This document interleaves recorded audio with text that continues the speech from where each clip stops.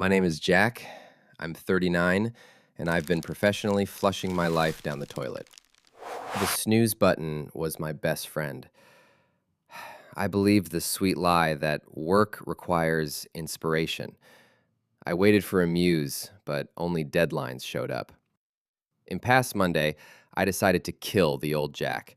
I initiated zero motivation mode. Rule number one: if the brain says, I don't want to, I am obligated to do it immediately. I lived on pure willpower, without pity or indulgence. I thought I would burn in this hell. But instead of ashes, I found there what I had been seeking for 20 years. Monday, withdrawal. The morning began with a war. My brain, used to comfort, was in shock. According to the plan, a run at 6 a.m. My body screamed, "Are you crazy? It's cold out there." Scientists call this limbic friction. It's real physical pain. I pulled on my sneakers with the face of a man being led to his execution. In the office, it was even worse. I banned social media and coffee breaks. My brain demanded cheap dopamine, like an addict needs a fix. The world seemed gray and hostile.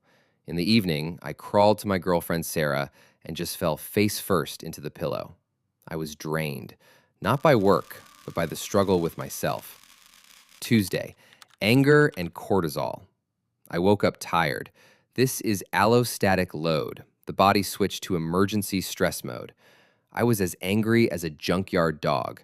A colleague approached with a stupid joke about the weather. I barely restrained myself from snapping. All my energy went into keeping the beast in the cage. But I noticed something strange. I cleared my inbox in an hour. Usually, I drag it out until lunch, bargaining with myself. It turns out, when you turn off emotions, the work vanishes instantly.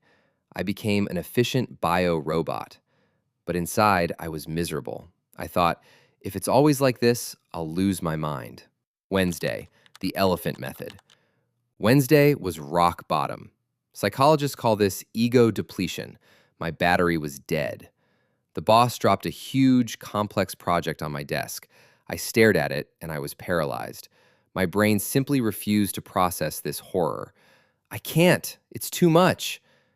And then I remembered an old trick. How do you eat an elephant? Piece by piece. I realized my brain is panicking at the scale. I need to free up the RAM.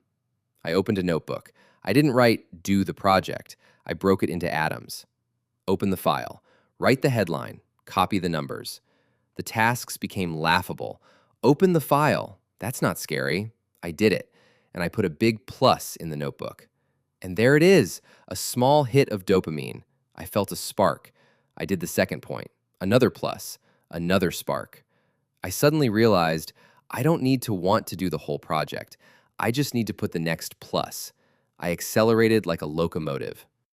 2 hours later, the elephant was eaten. I left the office not destroyed, but charged. Thursday, silence in the head. A miracle happened. My brain adapted. Boring things stopped being boring. Since I removed the trash content, the noise in my head went silent. I stopped waiting to like the work. I just did it. Need to write a report. I opened it and wrote. No drama, no pauses, no whining. In the evening, Sarah suggested a movie I didn't want to see. Before, I would have complained. Now, I just got up and went.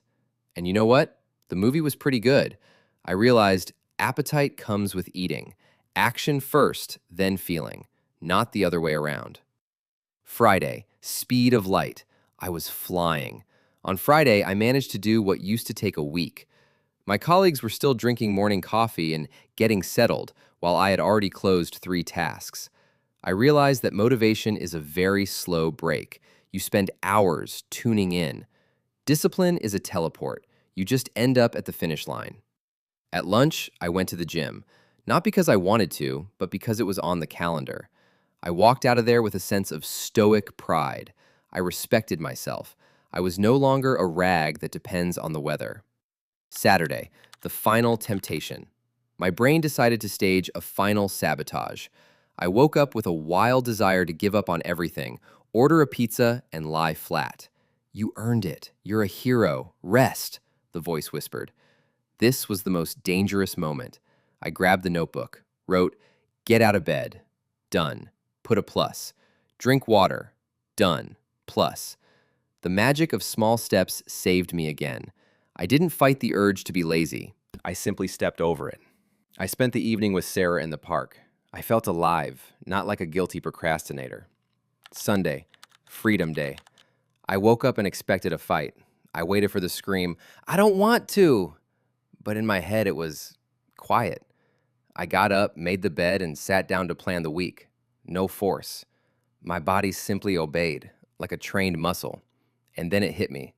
All week, I thought discipline was a maximum security prison. I was wrong. Discipline is the key to the cell. All my life, I was a slave to my wants and don't wants. I depended on the boss's mood, the phase of the moon, on likes. Today, for the first time, I felt freedom. Real freedom. I no longer ask myself, am I in the mood? I ask, is this important? And if it is, I do it. Final. Guys, I'm not going to lie to you. The first 3 days are hell. It's a withdrawal for an addict whose laziness was taken away. But if you pass through this storm, there is a calm waiting on the other side. The secret isn't to suffer forever. The secret is that the suffering disappears. By the end of the week, life became easy. Before, starting a task was a feat. Now it's just a mouse click. Before, the gym was a punishment. Now it's just hygiene. My life didn't become boring. It became mine. I stopped being a passenger of my emotions and became the driver. Try the elephant method. Break your laziness into pieces. Survive the withdrawal. And you will see, discipline is not a cage. Discipline is wings.